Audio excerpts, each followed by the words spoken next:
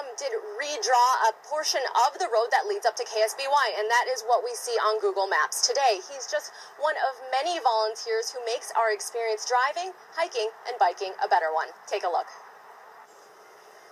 I consider myself a modern-day explorer. San Luis Obispo's Dallam Oliver Lee is a Google map maker. Always like maps in general and always like exploring. Every day, he volunteers a couple hours to map new trails, update existing paths, and put our local parks on the map, all for Google. The search engine giant, worth $395 billion, has volunteers like Oliver Lee in more than 100 countries throughout the world. Do you not want to get paid? I would love it too.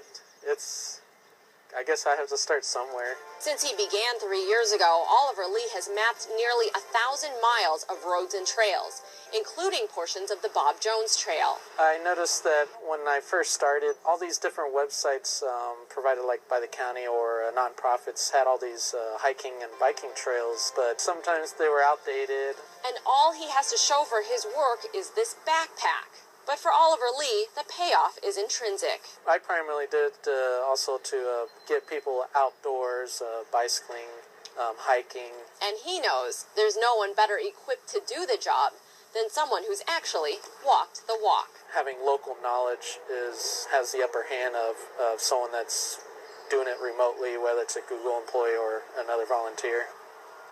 Now, we weren't able to catch up with anyone from Google Maps today, but they have said in the past that they do reimburse their volunteers for travel expenses. Dallam Oliver Lee, however, says he loves exploring and map making so much that he's never bothered to ask.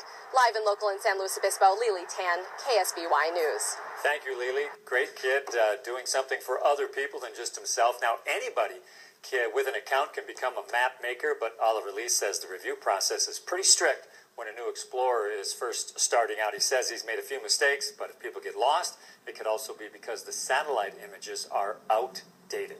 When you look at that